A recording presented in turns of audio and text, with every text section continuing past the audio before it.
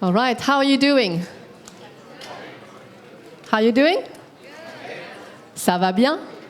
Oui. Okay. My name is Catherine. I'm very excited to be with you today. It is our first ever career kickoff. Woo! Thank you. We worked hard with our program directors. We work hard within the corporate and alumni relations department. And we thought it would be nice to have one event where all master's students from our international programs would get together. You're going to spend a lot of time within your programs, studying, working hard. But we thought what a great opportunity during the first week to get you all together one more time. You were together on Monday. You got a lot of information. No information overload yet? You're still okay with us? All the acronyms? You got your first week in France. You're still smiling, so that's good. You'll see we're nice people. It takes a bit of getting used to us, but we're nice people. We're very excited because we asked alumni, do you want to come and meet our students? And they said, yeah, sure. We asked our corporate partners, do you want to come and meet our students? And they said, yes, sure. International, even better. Within the Career Center, we were very keen on meeting you as well. So this is what you have in store for this afternoon. You will have a session with corporate partners, you will have a session with alumni, and you will have a career session. You have group colors. You should have the labels. If you don't have them, they're all posted at the back of the room. Constantine did a great job making sure that you could all find your path and your way. And we just want you to experience the network, experience what Audencia is like. And we also invite you to think already in terms of skills and competencies, because we believe programming is fantastic. Learning your classes is important, but also building your competencies is crucial. And I know Olga Kapitskaya, the Director of International Programs, will agree with me on that. Here's Olga.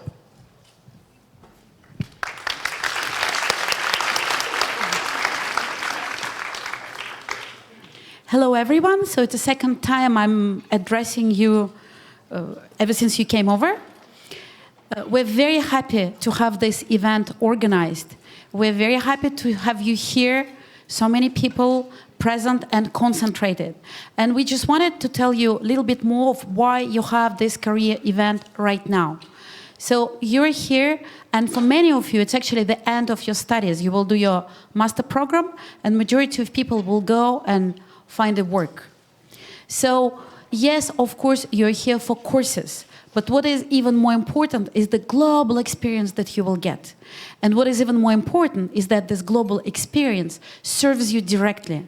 And this will serve you directly if you know precisely, or more or less precisely, okay, let's not get nervous right away, if you know what you want in terms of career, what you want in terms of life, what are your actual goals. And this is why from the very beginning of this process, we wanted to create this global framework, hand in hand with DREAD, to help you understand where you want to get, see some examples of what can happen. We have IMM alumni from other programs, get you exchange with these people and help you build in a very active way your academic and full international experience here.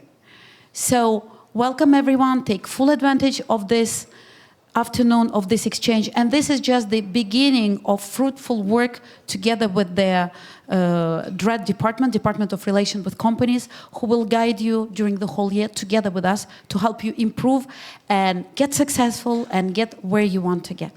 Welcome.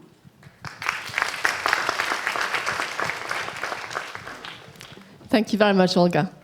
I think this is one of the things that is really great here, is that we work hand in hand with our programs, and that makes for more efficiency for you guys.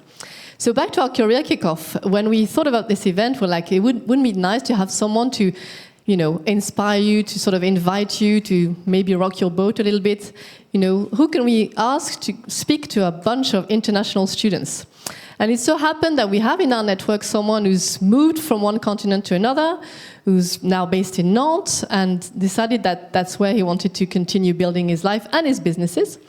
So we said, Rob, do you want to come and speak to our international master's students? He went, yeah, sure. So how enthusiastic can that be? So we're very, very privileged to have Rob Spiro with us today, who's going to talk to you for the rest of the session. Thank you, Rob.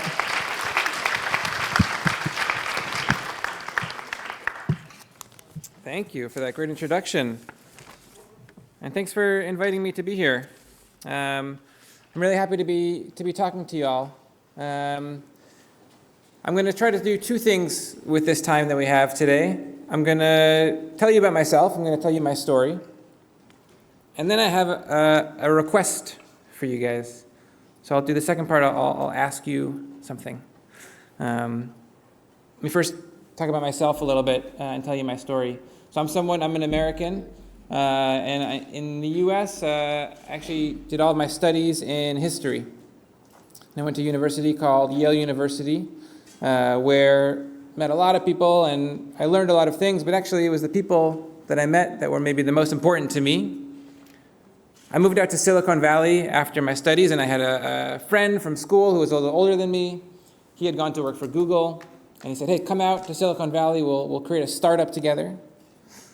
And so I moved to Silicon Valley, and we did a startup. We started a company in San Francisco called Aardvark in 2007.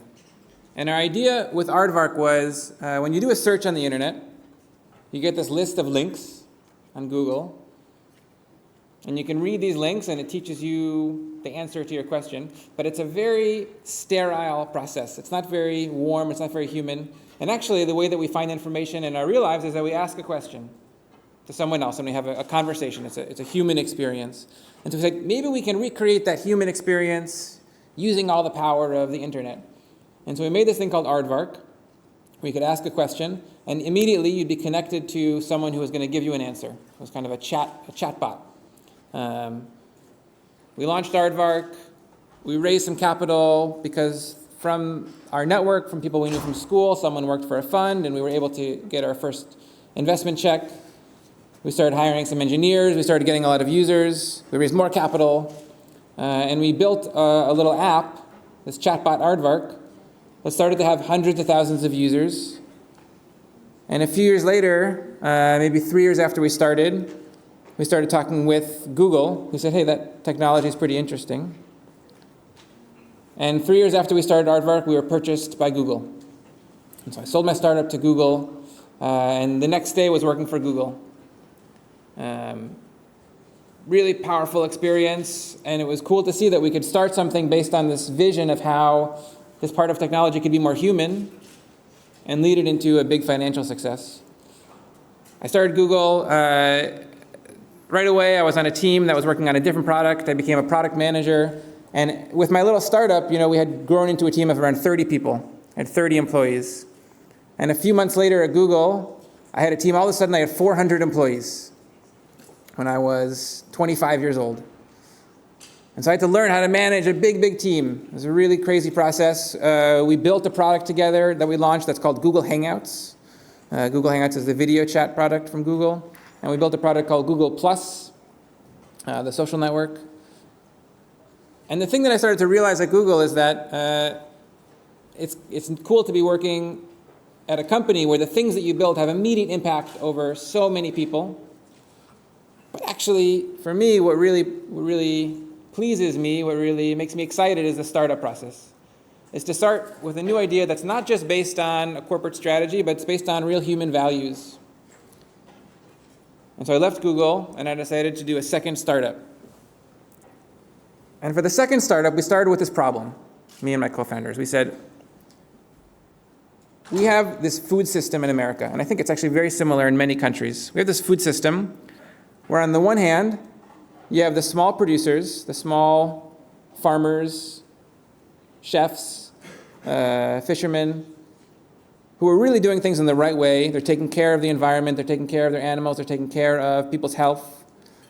And if they're doing it at a small scale, they're not able to get to market. They're not able to sell to the big supermarkets. And actually, it's really hard to make your business work. It's really hard to find enough clients to become profitable, to be able to do things like send your kids to college in the US, which is really expensive. And why is it the case that these people who are doing such important work can't afford that? And on the other hand, with the food system, when you walk into a supermarket in the US, and it's basically the same here in France, you see all these products with huge marketing budgets that are actually not that good for you. You see all these products that are probably going to make you fat and probably going to make you sick or unhealthy if you eat too much of them. And that's not right. And so we said, okay, here we are in Silicon Valley. We're in a position of extreme privilege, of extreme power. We have access to capital. We have access to new technological tools. We have access to talented people. Let's use this power to help solve this problem.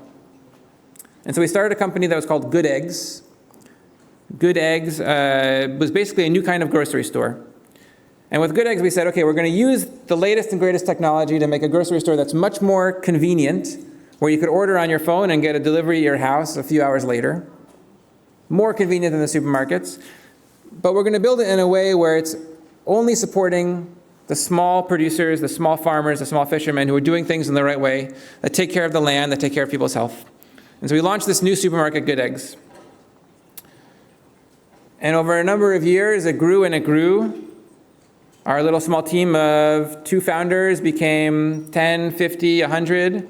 We raised lots of capital. We ended up raising about $70 million in capital. We grew into a team of 350 people. And I realized I was the CEO of this company.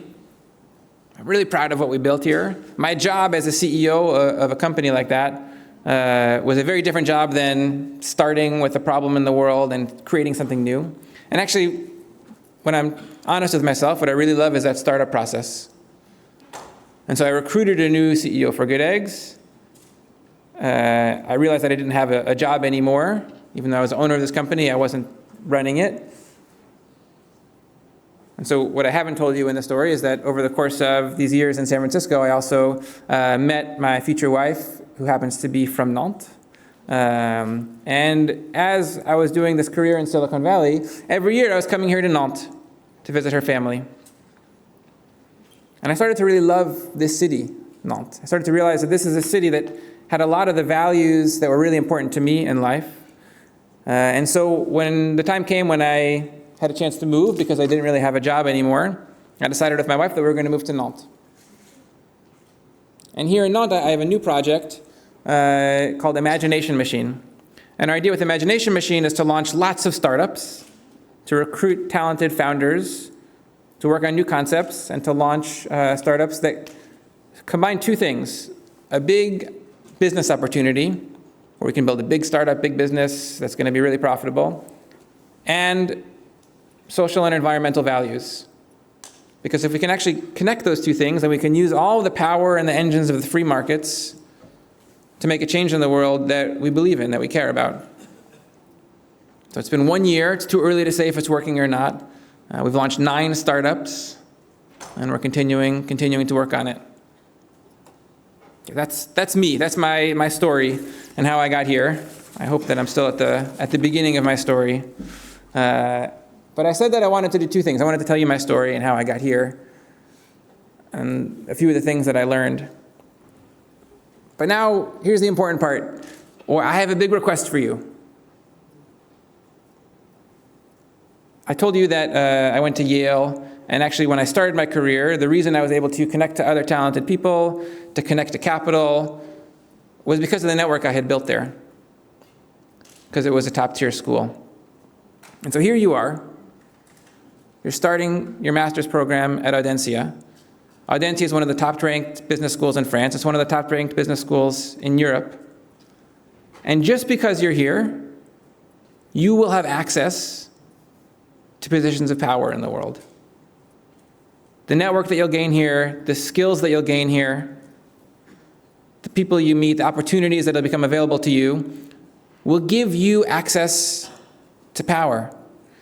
And my request to you is that you need to use that power to change things. You know, we're part of this system, the societal system, And when I say the system, I'm talking about one thing, but the system is an emergent system. Are you guys familiar with this concept of emergent systems? We learn about it in biology. When you're learning about the human brain, you see that, there's actually billions or trillions of neurons in the brain. There's hundreds of different centers that do different things. And when we talk about the brain and consciousness as one thing, actually it's not one thing. It's all of these thousands and trillions of things working in concert, working together. And the consciousness is called an emergent system. We think about it as one thing, but it emerges from all of these things working in parallel. And when I talk about the system in our society, the system is an emergent thing. It's the thousands of institutions, of schools, of companies, of government agencies, of hospitals, of TV stations, all of these thousands of institutions, and it's not millions. It's thousands or tens of thousands of institutions that each control some part of our life. They emerge and they create the system. And you guys are going to have access to positions of power in all these institutions. And the system, in my opinion, and probably in your opinion too, has major, major problems with it. And I'm not talking about practical problems. I'm talking about moral problems. So, easy first list is that, number one, the system does not respect nature. Our companies and our governments and our schools are using resources that we'll never get back. They're polluting carbon into the air, garbage into our streets and our oceans. They're destroying natural habitats and wild areas. They don't respect nature, and that's not okay, and we need to change it. The system does not respect people, does not respect people's dignity. We're constantly being reduced to a consumer when we walk somewhere and we see marketing that's kind of marketing at us in aggressive ways. We're reduced when we're an employee and we're expected to be on email all the time and have unrealistic deadlines and be measured and monitored in everything we do. These don't respect the fullness of what is a human being. We're reduced when our government agencies make us go through uncomfortable processes that don't respect our dignity, don't treat us with the respect we deserve. The system, this emergent system, does not respect equality. First, equality between men and women. We live in a system, in a world, where men are more likely to get promotions and raises than women, where women are expected to stop their careers to have kids, and men are not. That's not fair. We live in a system that does not respect equality between races and ethnicities and religions. We live in cultures in the Western world where Black people, Muslim people, Hispanic people do not have access to the same opportunities. And empirically, objectively, they're less likely to get raises and they're less likely to get promotions. And they're not treated with dignity by government agencies. These are big problems. And I talk about them as problems of the system, and then I remind you that I think what the system is just the combined actions of all these thousands of institutions and organizations, of the companies, of the sports teams, of the radio stations, of the schools, where you guys are going to have jobs. And I came up with my little list of here are the problems with the system, the moral problems. But it's easy to make this list. It's a long list. You all can come up with a list yourselves, too. And I'm sure it'll be longer and better than mine. And because you're here, and because you're building this network at Audencia, and you're gaining these skills here, you're going to have access to these opportunities when you graduate, or you're going to create your own opportunities, you're going to create your own companies. And the truth is, you're going to become part of the system. And please, you got to use that power to change things.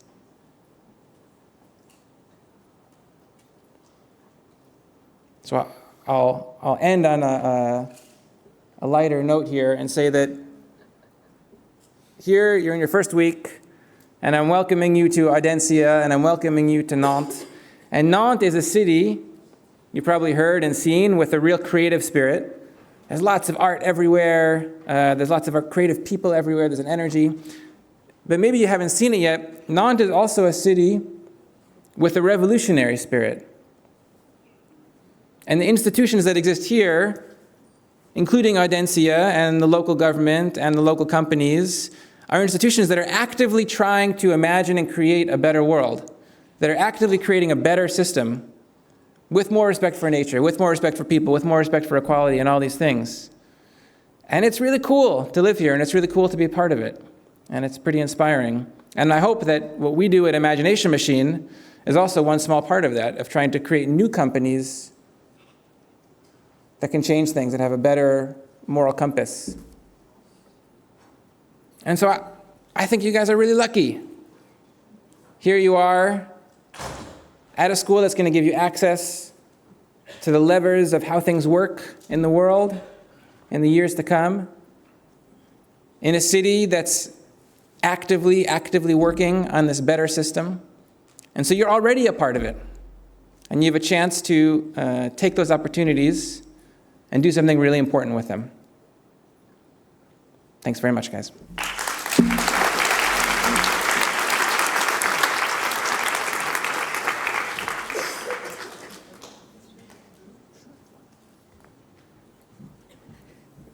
After this very inspiring talk by Rob, is there any heart-burning question that you would like to ask him?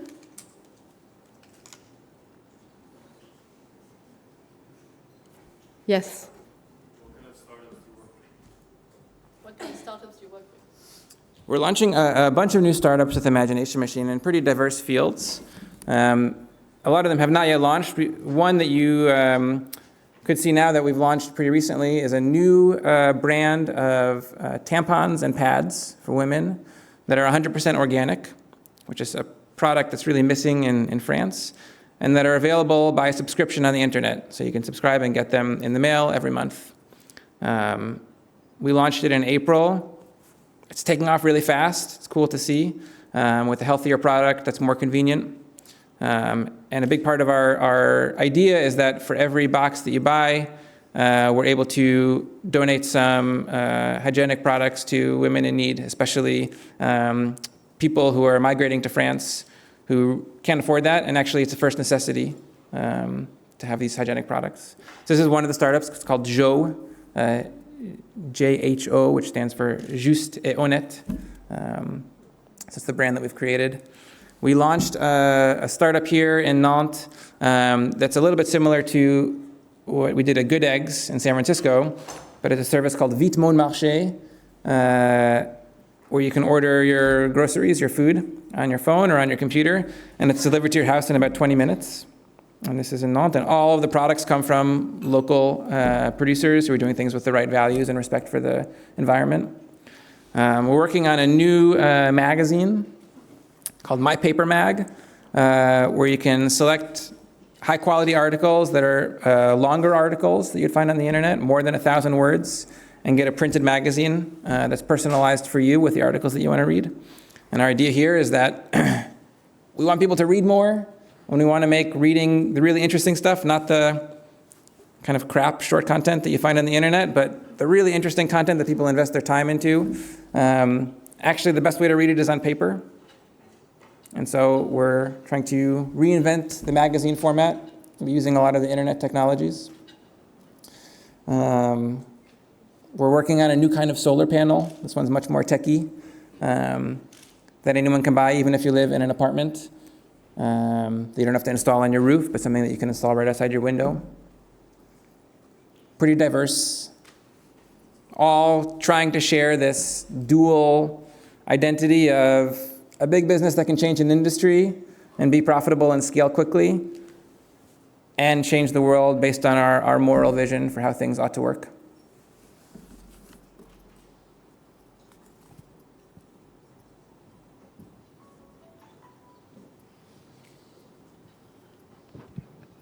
What are some of the challenges you faced in these startups? In all of these startups, the biggest challenges are recruiting great people who can carry a vision, who have the skills necessary, who have the network necessary. Recruiting is the number one challenge for every startup that I know. And then also being able to think independently, because there are ways things are done in every industry, and it's really hard to break out of that. And so we have our own tools to break out of that. We do a lot of what we would call design research, user-centered design. Maybe these are things that you're going to learn about in school. basically talking to people and trying to understand them, empathize with people, and use those insights that we gain about what really drives people's decisions to create innovations. Yeah.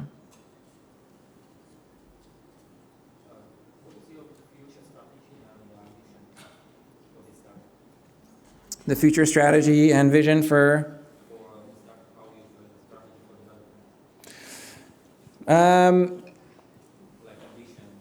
Yeah, well, our ambitions are, if we can, what's interesting about a startup is that you can take an industry, and I'm talking about the system and how things work in our world. You can take an industry where you think, hey, the companies and the institutions in this industry are acting in a way that's not great for our world, for our health, for our planet, for people. And instead of trying to change them from the inside, if we could launch a new company that could actually start to replace them because we've got a better technology or a better price, or because we've realized something about the customers that they haven't. Of course, this doesn't work in the public sector. It doesn't work when you're talking about healthcare, and could work in schools, but it's more difficult. But when you're talking about the private sector, you can actually go and change an industry by replacing the incumbents. And that's the dream, the grand ambition of any startup. And so our goal is to try to launch startups that actually have that impact and can totally change an industry, which means that they become huge. That's the goal. What inspired you to move out of your own startup and provide a launchpad for other people to come and join your dream? Well, I had done 2 of my own startups, and I'll be very honest with you. Doing a startup is really hard, and it demands all of your energy, and the psychological energy needed to create something from nothing, especially when things are not going to go well all the time, is just enormous. And I started the Launchpad because it's easier, and I get to work with people, founders who want to take that adventure themselves and are willing to put it all on the line, and I can be a partner to them and support them. And in that way, I could actually work on many startups at the same time, and I can still, take care of my kids. So you have been consistently taking up new initiatives and challenges. So what, according to you, are the most important values or qualities one should have, or the values we should consider? Any suggestions, 3 most important? Yeah, well, I'm talking about, Sorry, can you just repeat the question, because some people can't hear it? Sorry. Sure, yeah, the question was, what are the most important values to be working on? I have my vision of what are the moral questions, moral issues that I have with our society, but it's a very personal thing, right? The energy and the instinct to have a moral vision is something that comes from inside. And when it's done well, when you can use that motivation and moral vision to really change things, it has to come from inside, because otherwise you'll never find the energy and the power. And so it's a question that everybody can ask for themselves. It's a hard question, but it's an important one. Yeah. What would you say if there is a key factor that differentiates a successful startup from a failing startup? Would you say it's the founders, the idea, Yeah. market output? Yeah, what differentiates a successful startup from a failing startup? There's lots and lots of factors, but maybe the most important, like you said, is the team. Is this a team that can deal with setback? Is this a team that communicates really well together? Is this a team that is nimble, that can learn very quickly and change what they're doing based on what they're learning? Because actually it's easier to answer the question of why do startups fail than why do they succeed. The reason they fail is because there's a conflict among the founders, or because the founders are stuck on their initial vision and they're not really learning from what the market is telling them. Those are definitely the 2 biggest reasons. Excuse me. Why do usually the people who do a startup just end up selling their company to a bigger company? Why not work on it and then make it in a bigger scale? I mean, like I've seen most of the startups, they become pretty big, and at the end of the day, they just sell their company to something bigger, and then they try to go to another one. Yeah. Why not make a parallel one and then work on it? Yeah. Well, a lot of things motivate entrepreneurs. Of course, they have their vision. And a lot of times, if you have a vision of how things could work, and you build your startup, and you achieve some small scale, maybe you have tens of thousands or hundreds of thousands of customers, and then you get approached by a big company that has 100 million customers, and they say, hey, we like what you're doing. We'd like to take your concepts and apply it to our 100 million customers. Well, that's clearly the best way to take your vision to scale. And so actually, before even the financial motivation, I think the number one reason companies sell to bigger companies is because it's the way to achieve their vision. It's the way to take their idea to the mass market. It doesn't always work, of course. And there's a million case studies about how it goes wrong when a big company tries to acquire a small company, and there's a culture clash, and the integration doesn't work. But in theory, that's the number one motivating reason. I think a lot of times also you have entrepreneurs who are really motivated by starting things. That's part of who they are and why they do what they do. And once you've started something and it starts to grow, well, the job description changes totally. And a lot of entrepreneurs say, well, this isn't as fun anymore. I want to start something again. And that's the way to kind of get some liquidity from what they've done that they can invest in the next thing. With Good Eggs, we were in this position where I was able to take the decision to actually recruit a CEO and have the company remain independent and continue to grow. Yeah. All right. Hi. You have a very rich experience in startup and very successful with it. So I would like to ask you a question that what would be your advice first, the student here, after graduation, should we create a startup or work for a startup, or it's better to be recruited, to be employed by a big company? Yeah. It's a hard question. It's really hard to answer career questions in the abstract because each one of you is going to go on your path, and it's not like you're going to try to decide, of all the options in the world, what should I do? It's probably true that you're going to have a few opportunities in front of you, and then you're going to have to choose among them. And so if one of those opportunities is a startup, either because you're really inspired by an idea, or because you know someone who is and they're trying to recruit you on their team, or because you have some way to get access to capital to work on something, well, you should totally consider it. There's no formula about whether you need to be young or old or experienced or not experienced to make a startup. It's definitely clear that the network that you have of connections is essential. And so yes, you're going to build your network more and more as you advance in your career. But maybe after Audencia, you have enough of a network where you say, okay, I'm ready. I'm going to try to do it right now. And there are plenty of cases where that works. To work for a big company, if you're using the kind of moral motivations that I'm talking about, then you have to ask yourself a question. Do I support what this company is doing? If not, do I think I'll have a chance to influence it and change it? And if not, then don't work there. It's my opinion. Yeah. Sir, I have 3 startup ideas right now, but not a single penny for investment. What kind of support or help can the Imagination Machine provide to people like me? There are lots and lots of institutions and structures in Nantes that are made to help people get their startup idea off the ground. Even here at Audencia, there is an incubator for startups.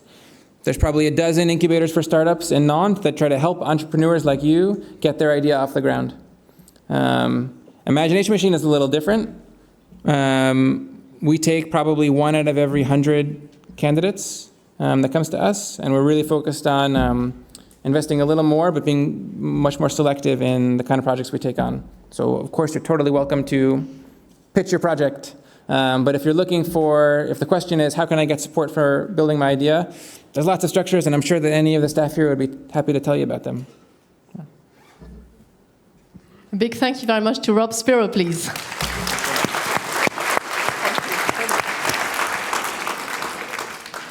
And I think I will quote you on the, it's difficult to give career advice from the abstract.